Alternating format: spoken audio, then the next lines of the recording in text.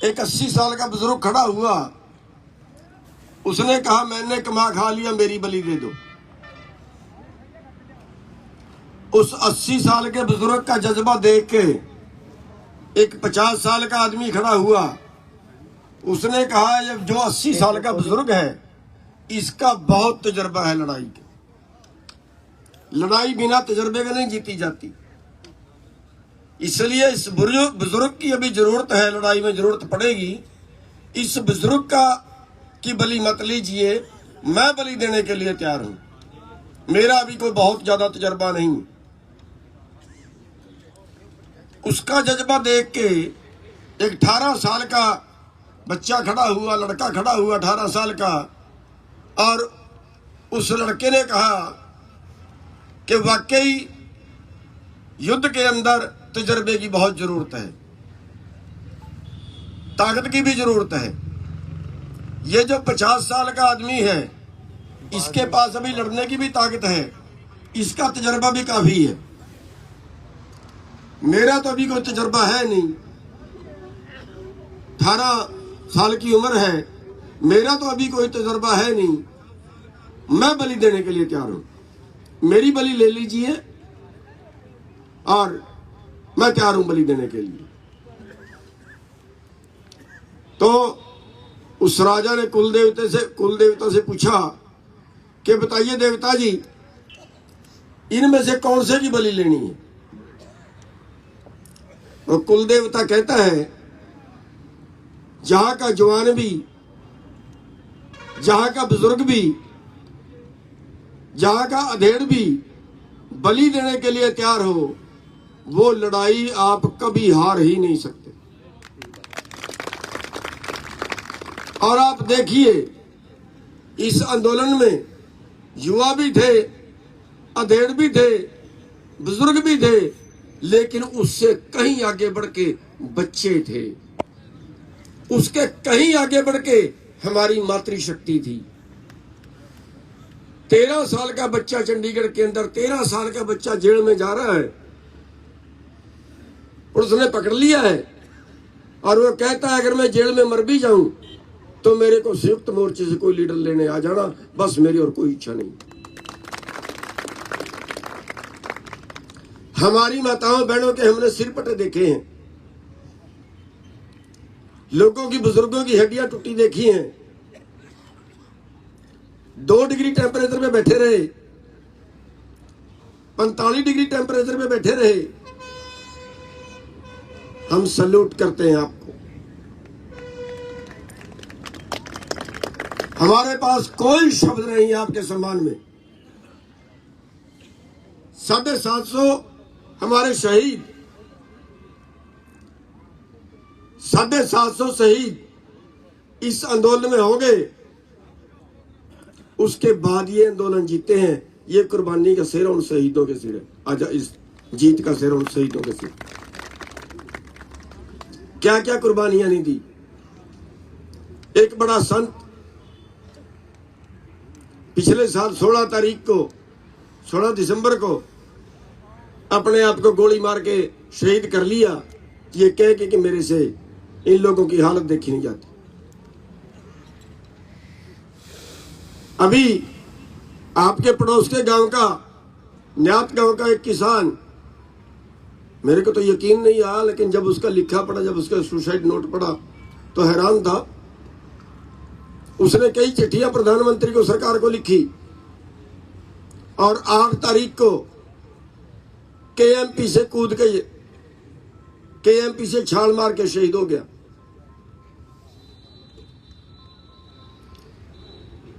हमारे पास कौन से शब्द हैं उनकी तारीफ में? हमारे पास कोई शब्द नहीं है जो हम उनका एहसान उतार सके। कुछ ऐसा नहीं है कि उन शहीदों का एहसान उतार सके। उनकी वजह से आज हम आंदोलन जीते हैं, हमारी कोई गुणवत्ता नहीं है साथियों। लेकिन अभी आप एक पौड़ी चढ़े हो, अभी आप एक पौड़ी चढ़े हो। पूंजीवाद ने जकड़ लिया है इस देश को, इस देश को जकड़ लिया है। भूखे मारने की नौबत आ गई है देश की। अभी 15 लाख करोड़ का कारोबार इन कानूनों से कारपोरेट को दे दिया था। अब ये पूंजीवादी नाग सारी जनता को निगल रहा है और क्या हालत होगी देश की। आज 20 करोड़, हम कहते हैं धर्मयुद्ध है ये, आज 20 करोड़ लोग 2 टाइम की रोटी के मोहताज है। 20 करोड़ छोटी संख्या नहीं होती। और मैं नहीं बोल रहा, सरकार का रिकॉर्ड बोल रहा है। 20 करोड़ लोग 2 टाइम की रोटी नहीं खा सकते। आज आप 80% लोग 20 लाख 30 लाख का इलाज नहीं करा सकते। किसके पास है 20 लाख रुपया जमा, 30 लाख रुपया जमा जो इलाज करा लेगा?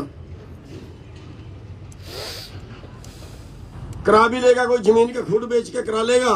और जिस बेचारे के पास जमीन का खूड नहीं है, सारा मकान भी बेचे 2 लाख रुपए का नहीं है, 20-30 लाख का तो सारा परिवार को नीलाम कर दे तो भी 20-30 लाख का इलाज नहीं करा पाएगा। किसके भरोसे छोड़ दिया देश को? कौन बचाने आएगा इस देश को? चांद से नहीं टपकेगा कोई। किसने की हमारी ये हालत? एक 2 लाख रुपए की तनख्वाह लेता है, उसके परिवार से कोई बीमार हो जाए तो सरकार इलाज कराएगी। अरबपति मंत्री है, उसके परिवार से कोई बीमार हो जाए, अमेरिका में जाके इलाज कराए, 5 करोड़ रुपया खर्च के आए तो सरकार के खजाने से जाएगा। किसके लिए खजाना? किसने भरा खजाना? आप छोटे से छोटी चीज भी बाजार की खरीदते हो ना, उस पर भी टैक्स देते हो आप लोग। आप लोगों की जेब से भरता है खजाना, आप लोगों के घर से भरता है देश का खजाना। हर छोटे से छोटे आदमी की जेब से पैसा निकल के जाता है देश के खजाने में। कौन बचाना आएगा इस देश को?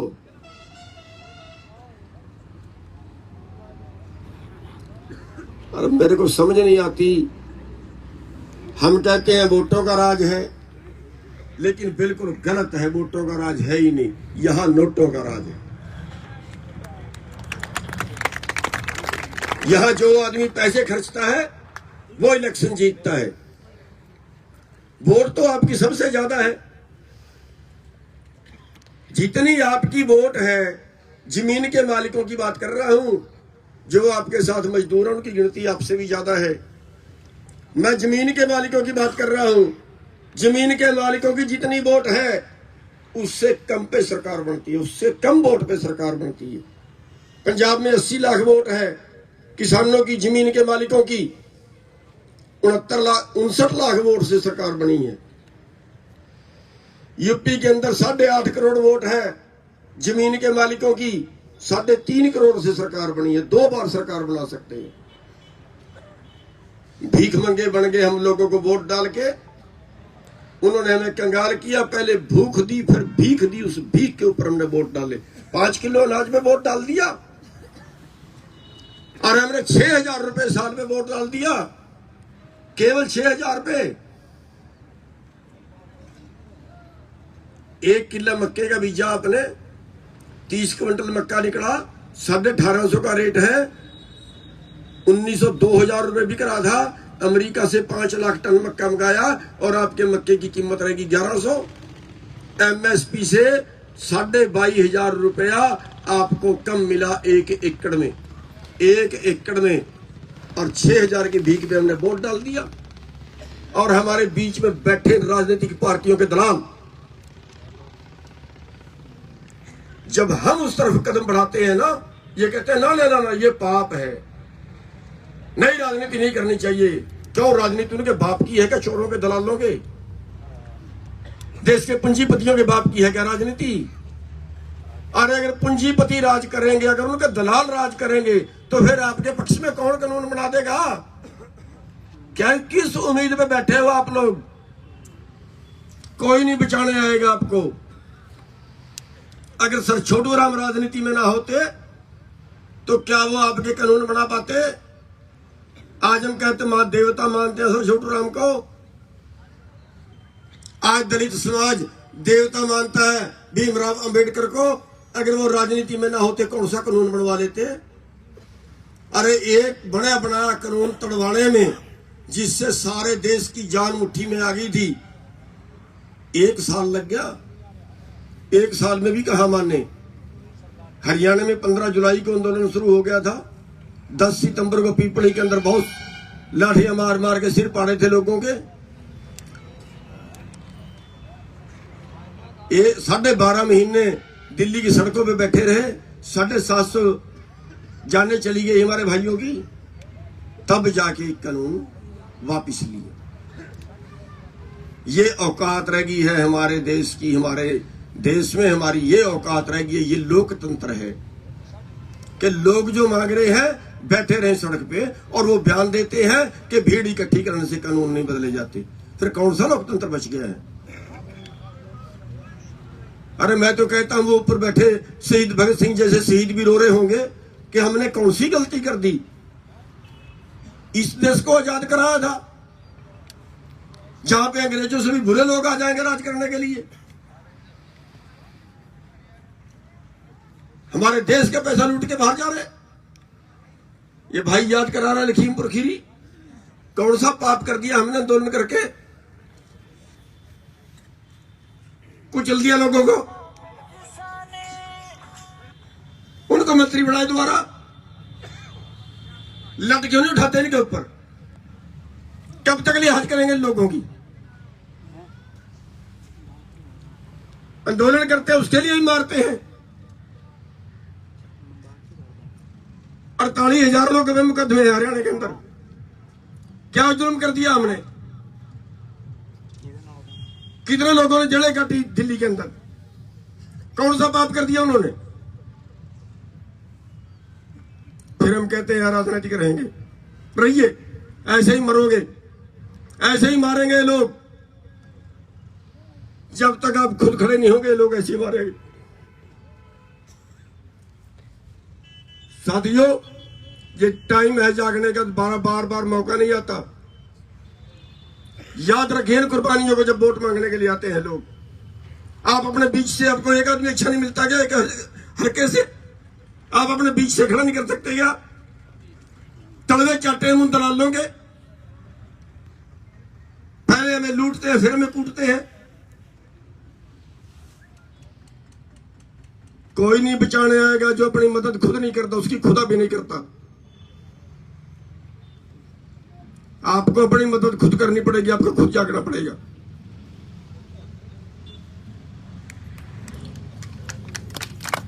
आपके हरियाणा में भी पंचायती चुनाव बहुत जल्दी आने वाले हैं। जिसने सबसे ज्यादा आंदोलन में कुर्बानियां दी हो, जिसने सबसे ज्यादा आंदोलन में मेहनत की हो, उसको आगे लाके जिला परिषद का मेंबर बनाइए, उसको ब्लॉक समिति का मेंबर बनाइए, उसको गांव का सरपंच बनाइए, ताकि सबक मिले। अरे वोट हमारी राज पूंजीपतियों का, राज दलालों का।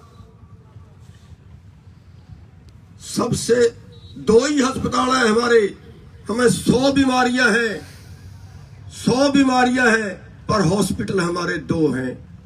2 हॉस्पिटल हैं, एक विधानसभा है और एक लोकसभा है। अगर उनमें ऐसी दलाल डॉक्टर भर्ती करते रहे तो हमें कोई नहीं बचा सकता। उन अस्पतालों में हमें डॉक्टर बदलने पड़ेंगे, अच्छे डॉक्टर बदलने पड़ेंगे, ईमानदार लोग भेजने पड़ेंगे, कानून बनाने वाले हमें अच्छे भेजने पड़ेंगे। आज हमें अंग्रेज नहीं मार रहे, आज हमें हमारे देश के नेता मार रहे हैं। आज हमें हमारे देश के दुष्ट नेता जो अंबानी अडानी से करोड़ों रुपया चंदा उधर बीजेपी लेगी कानून बनाने का, उधर कांग्रेस लेगी कानून पे ना बोलने का। फिर बिकिए, फिर लुटिए। ऐसे कोई चारा नहीं है, हमारे पास कोई ताकत नहीं है सरकार से लड़ने की। लेकिन अगर आप लोग आ जाए ना तो फिर सरकार के बाप की ताकत नहीं है हमारी बात ना माने। इसलिए मैं एक बेनती बस आपसे और करूंगा कि आपकी जो एकता बनी है ना, इस एकता को आप इसी तरह से मजबूत रखिए। एक भी आवाज लगाए तो देश की सड़कों पे कुत्ता नहीं निकलना चाहिए। ऐसी हमारी जब तक एकता नहीं होगी तब तक ये नहीं मानेंगे।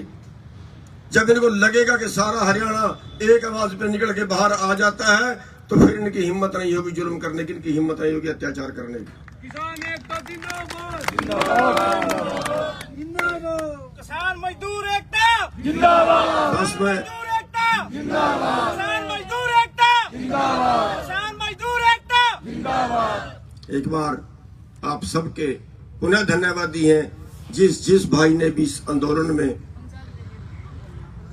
जिस भाई ने इस आंदोलन में काम किया है, छोटे से लेके बड़े तक जिस भाई ने काम किया है, उन सब भाइयों का धन्यवाद है।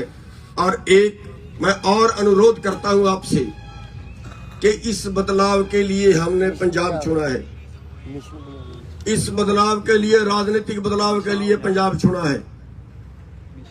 सबसे पहले पंजाब से आंदोलन चुनाव शुरू करेंगे।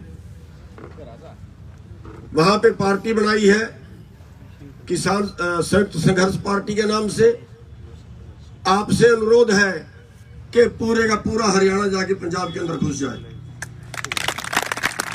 पूरे का पूरा हरियाणा जाके पंजाब के अंदर घुस जाए, वहां पे प्रचार करे, वहां पे समझाए, हाथ जोड़े, पैर पकड़े। हमें किसी के कदमों में सिर भी रखना पड़ जाए तो रखेंगे, लेकिन इन चोरों को राजनीति से जरूर निकाल दें। आप सबसे बेनती है कि सारे आप पंजाब में चले, आप जहां जहां भी आपकी जगह है, हमारे भरोसे में नहीं, जहां जो कोई कर सकता है, जितना कोई योग। मैं बोल रहा हूं कि ये धर्म युद्ध है। इसमें यह मत देखिए कि मेरे को वो बुलाएगा तो जाऊंगा, ये मत देखिए, ये धर्म युद्ध है। इस धर्म युद्ध में सारे लगेंगे तो जीतेंगे, वरना जीतने का कोई चांस नहीं, बचने का कोई चांस नहीं है। जितनी किसी में समर्था है, किसी में थोड़ी समर्था है, किसी में ज्यादा समर्था है, सब अपनी अपनी समर्था का धर्म युद्ध में प्रयोग करिए। धर्म युद्ध में इसलिए बोल रहा हूं कि 20 करोड़ लोग बिना काम करने की वजह से भूखे नहीं है, सरकार की नीतियों की वजह से भूखे हैं। बीमारी का इलाज उनके ना काम करने की वजह से नहीं हो रहा है, इसलिए हो रहा है कि हॉस्पिटल कंपनियों ने खोल लिए हैं।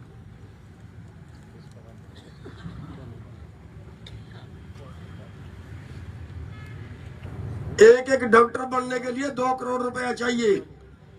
क्यों? उस रिश्वत को डोनेशन बोलते हैं। जब 2 करोड़ रुपए लगा के डॉक्टर बनेगा तो वो आपके जेब से जाएगा कहीं ना कहीं से।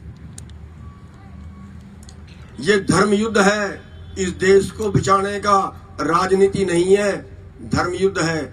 और धर्म युद्ध तब लड़े जाते हैं जब श्रीलंका में पुल बना रहे थे ना, तो एक कांटो रेत में लिटती थी और समुद्र में डुबकी लगा रही थी पुल बनाने के लिए। किसी ने पूछा कांटो तू क्या कर रही है?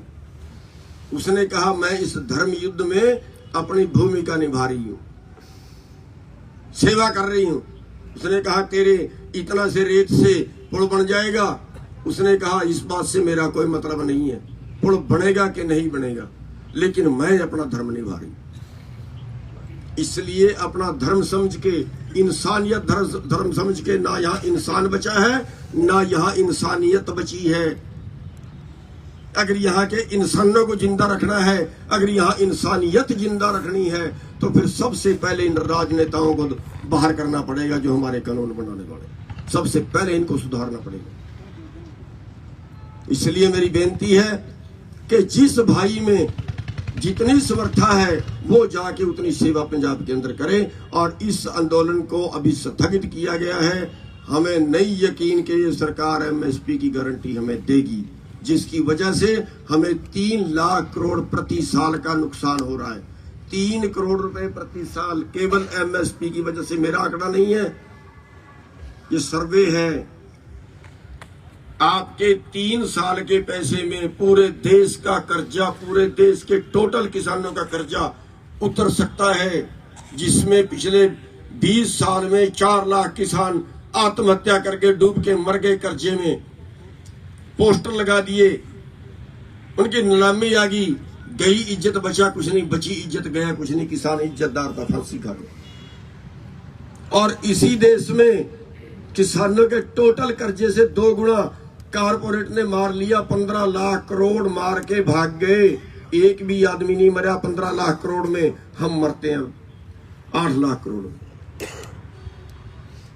साथियों, बहुत सुधार की जरूरत है। आंदोलन दोबारा फिर लड़ना पड़ सकता है, उसके लिए भी आप तैयार रहें। और आपने इस आंदोलन में इतनी सेवा की, आप सबका बहुत बहुत धन्यवाद।